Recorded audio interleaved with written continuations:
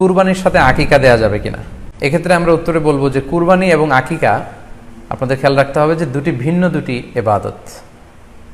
আসসালামু আলাইকুম দোস্ত, আজকে আপনার সামনে আবার একটি নতুন ভিডিও নিয়ে এসেছি।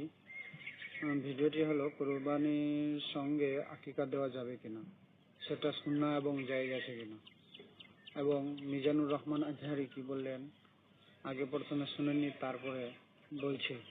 কুরবানির সাথে আকিকা দেয়া যাবে কিনা, এক্ষেত্রে আমরা উত্তরে বলবো যে কুরবানি এবং আকিকা আপনাদের খেয়াল রাখতে হবে যে দুটি ভিন্ন ইবাদত। প্রথম কথা হচ্ছে এবাদত দুটি ভিন্ন এবাদত, কারণ কুরবানি এটা বছরের একটা নির্ধারিত সময়, জিলহজের 10 তারিখে, এবং তারপরে আরো 2 দিন বা 3 দিন, এই সময়গুলোতে আপনি কুরবানি করতে পারবেন। তাহলে এটা হজের মৌসুমে জিলহজ মাসে করতে হয় কুরবানি, কিন্তু আকিকা কিন্তু এরকম না। আকিকাটা যে কোনো মাসে হতে পারে। আকিকাটা হচ্ছে নবজাতক সন্তানের ভূমিষ্ঠ হওয়ার পরে শুকরিয়া স্বরূপ আল্লাহর কাছে যে কুরবানিটা করতে হয় সেটাকে আমরা বলি আকিকা। হাদিসে এসেছে আকিকা। তো সেটা হচ্ছে সন্তান কখন ভূমিষ্ঠ হলো সেটার উপর নির্ভর করে। কারো সন্তান রমাদানে হতে পারে, কারো সন্তান জিলহজ মাসেও হতে পারে, শাওয়ালে হতে পারে, রজাবে হতে পারে। আকিকার ক্ষেত্রে আল্লাহ রাসূল সাল্লাল্লাহু আলাইহি ওয়াসাল্লাম বলেছে আনিল গুলামি শাতান ওয়া আনিল জারিয়াতি শাত, অর্থাৎ ছেলে হলে 2টি ছাগল দিয়ে আকিকা করো, এবং যদি মেয়ে হয় তাহলে 1টি ছাগল দিয়ে আকিকা করো। তো সেক্ষেত্রে কুরবানিতে কিন্তু এরকম বিধান নেই। কুরবানিতে কিন্তু 1টি ছাগল দিয়ে আপনি কুরবানি করলে কুরবানি হয়ে যাচ্ছে, সেখানে 2টি ছাগল দেওয়া লাগবে এমন কোনো কথা নেই। তো এভাবে আমরা বুঝতে পারতেছি, খুবই স্পষ্টত কমন সেন্স খাটালেও আমরা বুঝতে পারতেছি, এবং আল্লাহ রাসূল সাল্লাল্লাহু আলাইহি ওয়াসাল্লামের ভাষ্যগুলো অনুসারে আমরা বুঝতে পারছি দুইটা 2 ধরনের ইবাদত। যদিও এই 2 ইবাদতে কিছুটা মিল আছে, কিন্তু দুইটা 2 সময়ের ইবাদত, দুইটা আলাদা 2টি উপলক্ষ, দুইটার আলাদা নির্ধারিত সময় রয়েছে।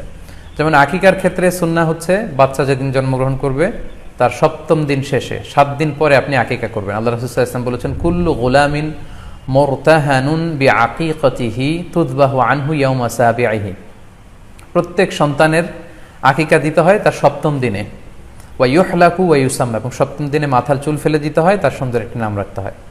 তাহলে আকিকার বিধান হচ্ছে সম্মানিত সুধী সন্তান জন্মগ্রহণ করার 7 দিন পরে। আমরা বুঝতে পারলাম আল্লাহ রাসূল সাল্লাল্লাহু আলাইহি ওয়াসাল্লামের ভাষ্য অনুযায়ী, কথা অনুযায়ী, কওল অনুযায়ী। এবার যদি আমরা আল্লাহ রাসূল সাল্লাল্লাহু আলাইহি ওয়াসাল্লামের আমল দেখি, ওনার ব্যক্তিগত আমল কি ছিল, সেক্ষেত্রে সহিহ ইবনে হিব্বানের একটি হাদিস উল্লেখ করব, যেটিকে ইবনে হাজার আল আসকালানী উনি ওনার ফাথুল বারিতে সহিহ হিসেবে উল্লেখ করেছেন। আয়েশা রাদিয়াল্লাহু তাআলা আনহার বর্ণনা, তিনি বলেন যে আক্কা রাসূলুল্লাহ সাল্লাল্লাহু আলাইহি ওয়াসাল্লাম আনিল হাসানি ওয়াল হুসাইনি ইয়াউমা সাবিঈ ওয়া সাম্মাহুমা। আল্লাহ রাসূল সাল্লাল্লাহু আলাইহি ওয়াসাল্লাম নিজে ওনার দৌহিত্র অর্থাৎ ওনার নাতি হাসান এবং হুসাইনের আকিকা নিজে করেছেন 7ম দিনে, এবং 7ম দিনে তাদের নাম রেখেছেন। একজনের নাম রেখেছেন হাসান, আরেকজনের নাম হুসাইন। অর্থাৎ হাসান রাদিয়াল্লাহু আগে জন্মগ্রহণ করেছিলেন, ওনার চেয়ে ছোট ছিল হুসাইন, উনি পরে জন্মগ্রহণ করেছেন। তো ওনাদের জন্মের পরে 7 দিন পরে আল্লাহ রাসূল সাল্লাল্লাহু আলাইহি ওয়াসাল্লাম ওনাদের আকিকা দিয়েছিলেন, এবং 7ম দিনে উনি আকিকাও দিয়েছেন এবং তাদের নামও রেখেছেন। তাহলে আল্লাহ রাসূল সাল্লাল্লাহু আলাইহি ওয়াসাল্লামের কওলি হাদিস, ওনার ভাষ্যমতে আমরা জানলাম উনি বলেছেন 7ম দিনে আকিকা দিতে হয়, এবং ওনার ব্যক্তিগত আমল থেকে আমরা জানতে পারলাম যে উনি ওনার 2 নাতির আকিকা দিয়েছেন 7ম দিনে এবং নাম রেখেছেন।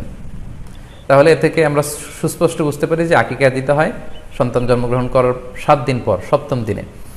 যদিও তবারানিতে আরেকটি হাদিস এসেছে যেখানে বলা হয়েছে যে আকিকা 7ম দিনেও দেয়া যায়, 14তম দিনে দেয়া যায়, 21তম দিনে দেয়া যায়। যদি 7ম দিনে কেউ দিতে না পারে কোনো কারণে, তাহলে 14তম দিন, না পারলে 21তম দিন।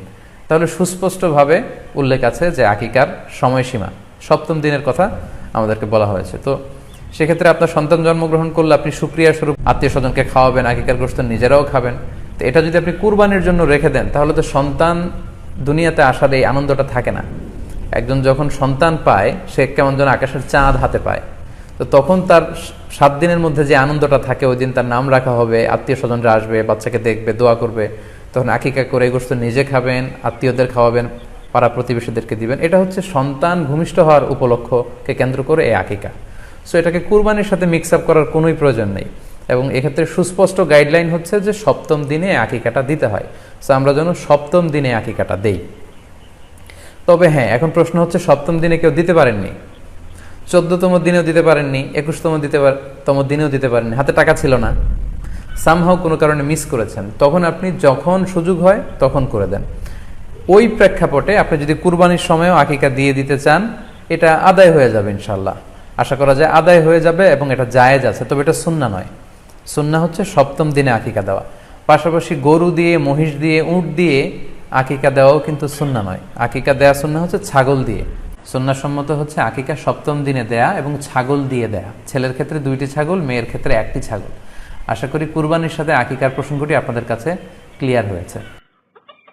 এই ভিডিওটি দেখে তো বুঝতে পারলাম যে কুরবানি এবং আকিকা দুটি ভিন্ন ইবাদত।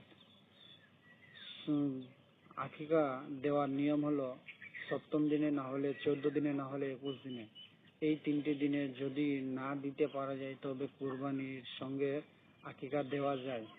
কিন্তু সুন্নাহ হিসাবে যদি ছেলে হয় তাহলে 2টো খাসি, এবং যদি মেয়ে হয় তাহলে 1টি খাসি দিয়ে 7 দিনে, 14 দিনে এবং 21 দিনে, সেটা সুন্নাহ। আর যদি কুরবানির সঙ্গে আকিকা দেওয়া হয় তাহলে সেটা সুন্নাহ নয়, কিন্তু জায়েজ আছে। কোনো কারণে হতে পারে না দেওয়া যেতে পারে, কিন্তু কুরবানির সঙ্গে দিলে সেটা জায়েজ আছে। এবং গরু হোক বা মহিষ হোক বা উট হোক, তাহলে আজকে আমরা জানতে পারলাম যে কুরবানি এবং আকিকা দুটি ভিন্ন ইবাদত। তাহলে আমাদের চ্যানেলটি এখনো যারা সাবস্ক্রাইব করেননি তাড়াতাড়ি সাবস্ক্রাইব করুন এইরকম ভিডিও পাওয়ার জন্য। আসসালামু আলাইকুম, পরের ভিডিওতে দেখা হচ্ছে।